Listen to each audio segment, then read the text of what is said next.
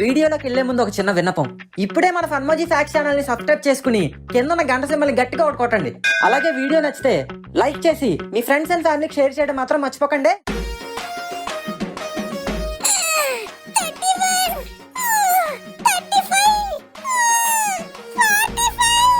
రే మామా, 10 అయినా పందిలో పడుకునేవాడివి, మరి ఇప్పుడేంట్రా ఇలా సడన్ గా ఎక్సర్సైజ్ చేస్తున్నావు? ఆర్మీలోకి వెళ్దామని మామా. ఆర్మీలోకా? అవును మామా, ఏది ఏమైనా నేను ఆర్మీలోకి వెళ్తే తీరాలి. ఏది ఫేస్ ఎలా లెఫ్ట్ టర్నింగ్ ఇచ్చుకో. ముఖం ఎప్పుడైనా మిర్రర్ లో చూసుకున్నారా? ఆర్మీకి వెళ్తాడు. ఏరా, నాకేం తక్కువ? ఓ అలాగంటావా? అయితే ఒక క్వశ్చన్ అడుగుతాను, ఆన్సర్ చెప్పు. అడుగు. ఆర్మీలో ఎన్ని రెజిమెంట్లు ఉంటాయి? నాకు పెప్పర్మెంట్ తెలుసు, ఆయింట్మెంట్ తెలుసు. ఈ రెజిమెంట్ ఏంటి? రెజిమెంట్లు తెలియకుండానే ఆర్మీలోకి వెళ్ళిపోదాం అనుకున్నావా? గొప్పడురా బాబు. సరే, నాకు తెలీదు. పోనీ నీకు తెలిస్తే నువ్వు చెప్పొచ్చుగా. ఓకే, చెప్తాను. కేవలం రెజిమెంట్ల గురించే కాదు, ఆ రెజిమెంట్లలో కల్లా మోస్ట్ నోటోరియస్ అండ్ డేంజరస్ అయిన నాగా రెజిమెంట్ గురించి కూడా చెప్తాను. Let's start.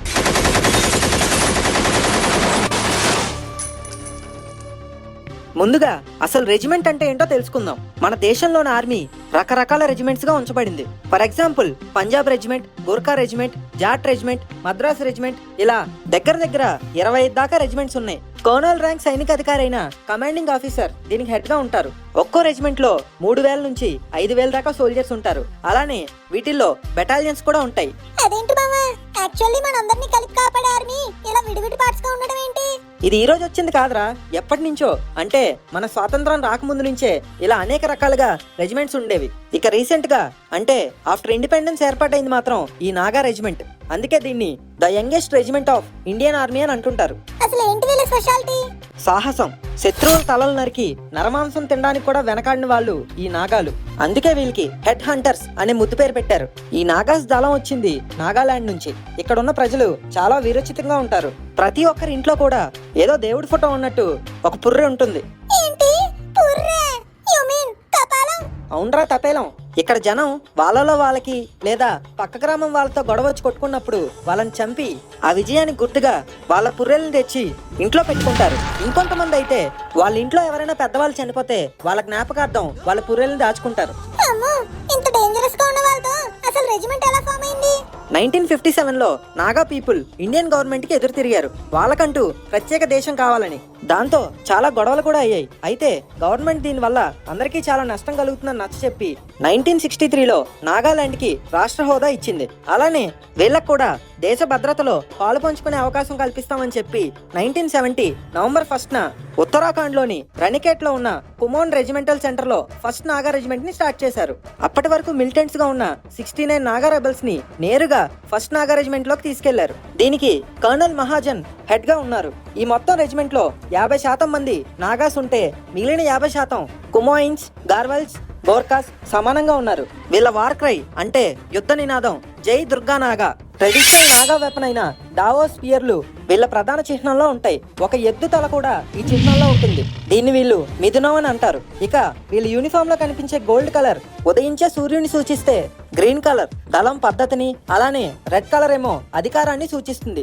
పరాక్రమో విజయతే అనే మాట కూడా వీళ్ళు బాగా ఫాలో అవుతారు. 1985 ఫిబ్రవరి 11న హల్ద్వానీలో వీళ్ళ 2వ బెటాలియన్ స్టార్ట్ అయింది. చాలా తక్కువ టైంలోనే వీళ్ళ గురించి దేశం మొత్తం తెలియడానికి మెయిన్ కారణం వీళ్ళ పనితనం. అవును, అడవుల్లో కొండ ప్రాంతాల్లోనే కాకుండా ఏ ప్రాంతమైనా సరే ప్రాణం పెట్టి పనిచేసేవాళ్ళు.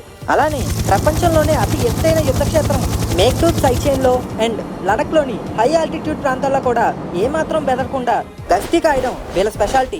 వీళ్ళ గురించి చెప్పుకోవడానికి ఒక ఇంట్రెస్టింగ్ సంఘటన ఒకటి జరిగింది.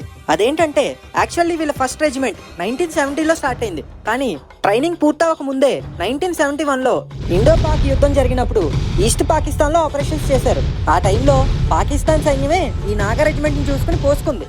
అవునా, ఎలా మామా? పాకిస్తాన్ కి మన నాగా రెజిమెంట్ వాళ్ళ గురించి ఏమీ తెలీదు. దాంతో వాళ్ళు మన వాళ్ళని రెచ్చగొట్టడం స్టార్ట్ చేశారు.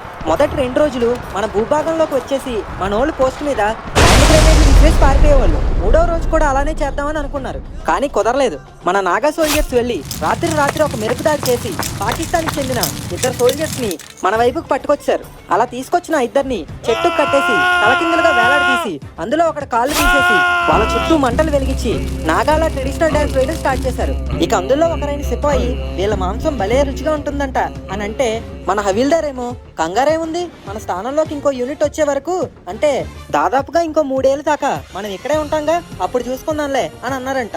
ఈ దెబ్బకి గ్రెనేడ్ వేయడం కాదు కదా, కనీసం బైనాకులర్ పట్టుకుని మన వైపు చూడడం కూడా భయపడేవాళ్ళంట పాకిస్తాన్ ఆర్మీ వాళ్ళు. ఈ మాట చెప్తుంది నేను కాదు, సృంజాయ్ చౌదరి అనే ఆయన తన డిస్పాచెస్ ఫ్రమ్ కార్గిల్ అనే బుక్ లో కూడా చెప్పారు. ఇది ఒకటే కాదు, ఆపరేషన్ రోమియో అప్పుడు కూడా జమ్మూ కాశ్మీర్ లోని కుప్వారా జిల్లాలో శత్రువులు ఆక్రమించిన 24 కిలోమీటర్ల పొడవైన సరిహద్దుని ఏమాత్రం ప్రాణ నష్టం లేకుండా కేవలం 2 నాగా సోల్జర్స్ మాత్రమే పోరాడి తిరిగి మన స్వాధీనంలోకి తీసుకున్నారు. నాగా రెజిమెంట్ లెక్కల్లో వాళ్ళకి ఇదే ఫస్ట్ ప్రో యాక్టివ్ ఆపరేషన్. అలానే సూడాన్ లో జరిగిన యుఎన్ మిషన్ లో కూడా 2 నాగా సోల్జర్స్ పాల్గొని యుఎన్ ఫోర్స్ కమాండర్స్ అప్రిసియేషన్ కార్డును కూడా పొందారు. 1971 లో జరిగిన బంగ్లాదేశ్ లిబరేషన్ వార్ లో కూడా ఫస్ట్ నాగా బెటాలియన్ పాల్గొంది. 1999 మే 11న కార్గిల్ వార్ అప్పుడు చేసిన ఆపరేషన్ విజయ్ లో భాగంగా ట్రాస్ సెక్టర్ లో black rock, thumbs up, pyramid, dimple hill and point 50-60 tiger hill complex లో పోరాడి నార్త్ బంప్ ని స్వాధీనం చేసుకుని వాళ్ళ కెప్టెన్ ఇమ్తియాజ్ అనే ఆఫీసర్ తో సహా మొత్తం 15 మంది పాకిస్తాన్ ఆర్మీని మట్టుబెట్టారు. ఇదే విధంగా పాయింట్ 4875 ని స్వాధీనం చేసుకునే భాగంగానే జూలై 8న శత్రువుల మోటార్ ప్రాంతం మీద దాడి చేసి 23 ఏళ్ల నాగా సోల్జర్ ఇమ్లియా కుమావో చరిత్రలో నిలిచిపోయారు. ఇందుకే అప్పుడు ఏమైంది? మోటార్ పొజిషన్ కి అవుటర్ ఏరియాలో ఉన్న గార్డ్లను చంపి ఆ మోటార్ పై దాడి చేసి అడ్డొచ్చిన ఇంకో 4 రైవల్స్ ని కూడా చంపేసి మిషన్ సక్సెస్ అయ్యేలా చేశారు ఇమ్లియా కుమావో. ఈయన చూపెట్టిన ధైర్య సాహసాలకే second highest war time military award అయిన మహావీర్ చక్ర ఈయన్ని వర్తించింది. ఇదేనే కాదు, వీళ్ళు పాల్గొన్న రకరకాల మిషన్లకు గాను వీళ్ళకి ఇంకో 4 వీర చక్రాలు, 1 యుద్ధ సేవా పథకం, 1 విశిష్ట సేవా పథకం, 10 సేనా పథకాలు వచ్చాయి.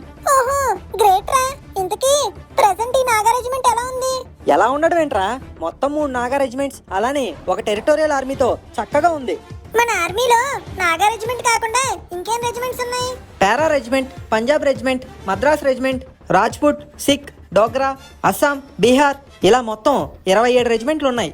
ఇవన్నీ కూడా వేటికవే ప్రత్యేకం అండ్ పవర్ఫుల్ కూడా.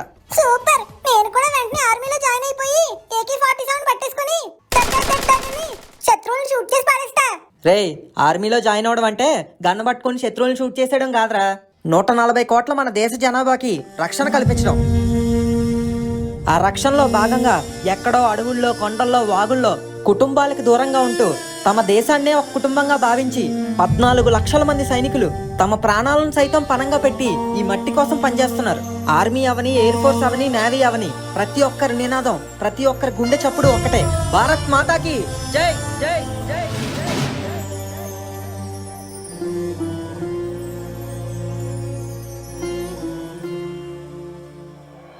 ఈ వీడియో కనుక మీకు నచ్చినట్టయితే ఇప్పుడే ఒక లైక్, షేర్ అండ్ సబ్స్క్రైబ్ చేయండి. అలాగే మన ఇండియన్ ఆర్మీ గొప్పతనం గురించి మీరేమనుకుంటున్నారో కింద కామెంట్ చేసి తెలపండి.